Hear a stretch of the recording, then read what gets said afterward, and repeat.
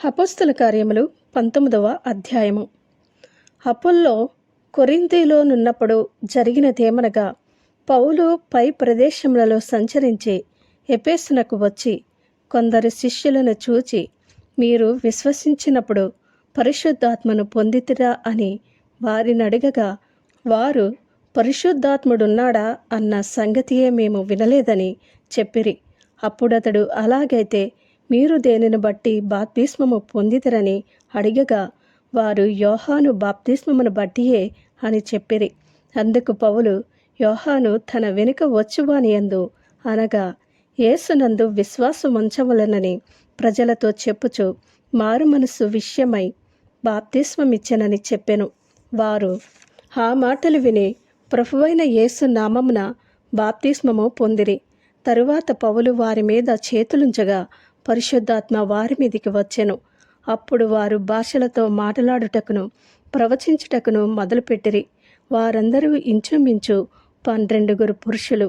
తరువాత అతడు సమాజ మందిరములోనికి వెళ్ళి ప్రసంగించుచు దేవుని రాజ్యమును గూర్చి తర్కించుచు ఒప్పించుచు ధైర్యముగా మాటలాడుచు 3 నెలలు గడిపెను. అయితే కొందరు కఠినపరచబడిన వారై ఒప్పుకొనక జన సమూహము ఎదుట ఈ మార్గమును దూషించుచున్నందున అతడు వారిని విడిచి శిష్యులను ప్రత్యేకపరుచుకుని ప్రతిదినము తురన్ను అను ఒకని పాఠశాలలో తర్కించుచూ వచ్చెను. 2 ఏండ్ల వరకు ఈలాగన జరిగాను కనుక యూదులేమి గ్రీసు దేశస్థులేమి ఆసియాలో కాపురమున్న వారందరూ ప్రభువు వాక్యము వినిరి. మరియు దేవుడు పౌలు చేత విశేషమైన అద్భుతములను చేయించెను. అతని శరీరమునకు తగిలిన చేతి గుడ్డలైనను నడికట్లైనను రోగుల యొద్దకు తెచ్చినప్పుడు రోగములు వారిని విడిచెను, దయ్యములు కూడా వదిలిపోయెను. అప్పుడు దేశ సంచారులను మాంత్రికులునైన కొందరు యూదులు పౌలు ప్రకటించి యేసు తోడు మిమ్మును ఉచ్చాటన చేయుచున్నానను మాట చెప్పి దయ్యములు పట్టిన వారి మీద ప్రభువైన యేసు నామమును ఉచ్చరించుటకు పూనుకొనిరి. యూదుడైన స్కెవయును ఒక ప్రధాన యాజకుని కుమారులు 7 అలాగు చేయుచుండిరి. అందుకు ఆ దయ్యము, నేను యేసును గుర్తెరుగుదును, పౌలును కూడా ఎరుగుదును గాని మీరెవరని అడగగా, ఆ దయ్యము పట్టినవాడు ఎగిరి వారి మీద పడి వారిని 2 లొంగదీసి గెలిచెను. అందుచేత వారు దిగంబరులై గాయము తగిలి ఆ ఇంట నుండి పారిపోయిరి. ఈ సంగతి ఎఫెసులో కాపురమున్న సమస్తమైన యూదులకును గ్రీసు దేశస్థులకును తెలియవచ్చినప్పుడు వారికందరికీ భయం కలిగెను. కనుక ప్రభువైన యేసు నామము గణపరచబడెను. విశ్వసించిన వారు అనేకులు వచ్చి తాము చేసిన వాటిని తెలియజేసి ఒప్పుకొనిరి. మరియు మాంత్రిక విద్య అభ్యసించిన వారు అనేకులు తమ పుస్తకములు తెచ్చి అందరి ఎదుట వాటిని కాల్చివేసిరి.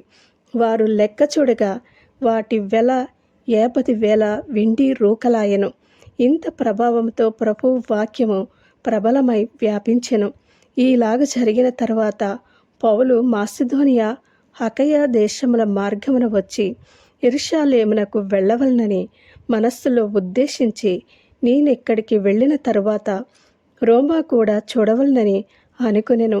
అప్పుడు తనకు పరిచర్య చేయు వారిలో తిమోతి, ఎరస్తు అను వారినిద్దరిని మాసిదోనియాకు పంపి తాను ఆసియాలో కొంతకాలము నిలిచియుండెను.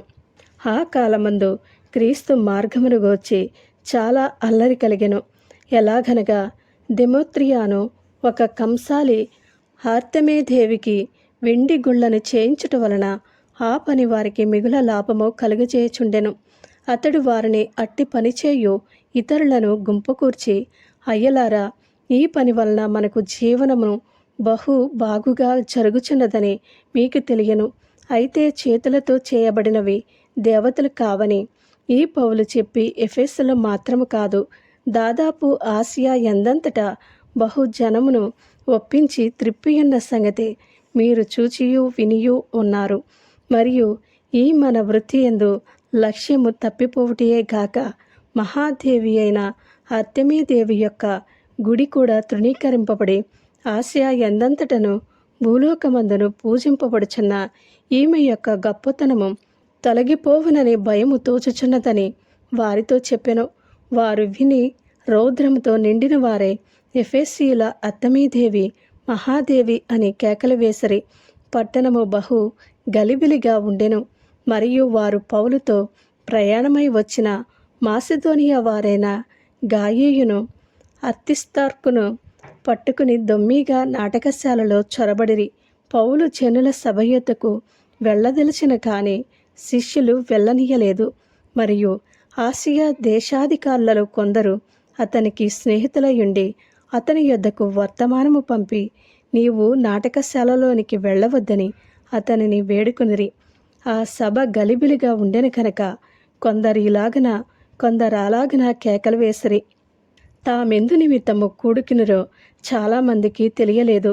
అప్పుడు యూదులు అలెగ్జాంద్రును ముందుకు త్రోయగా కొందరు సమూహంలో నుండి అతనిని ఎదుటికి తెచ్చిరి. అలెగ్జాంద్రు సైగ చేసి జనులతో సమాధానము చెప్పుకుని వల్లని యుండెను. అయితే అతడు యూదుడని వారు తెలుసుకునినప్పుడు అందరూ ఏకశబ్దంతో 2 గంటల సేపు ఎఫెసీయుల అర్తమీదేవి మహాదేవి అని కేకలు వేసిరి.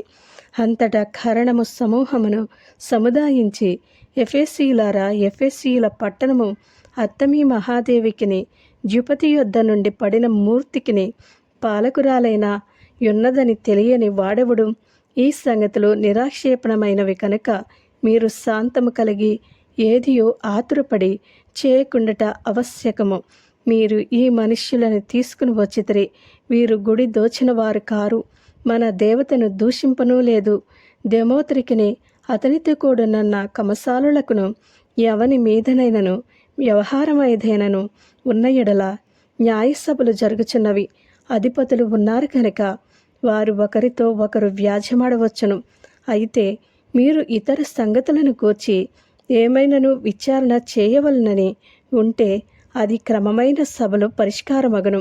మనము ఈ గలిబిలిని గూర్చి చెప్పదగిన కారణమేమీ లేనందున నేడు జరిగిన అల్లరిని గూర్చి మనలను విచారణలోనికి తెత్తురేమో అని భయమవుచున్నది. ఇట్లు గుంపు కూడినందుకు తగిన కారణము చెప్పజాలమని వారితో అనెను. అతడు ఇలాగు చెప్పి సభను ముగించెను. ఆమేన్.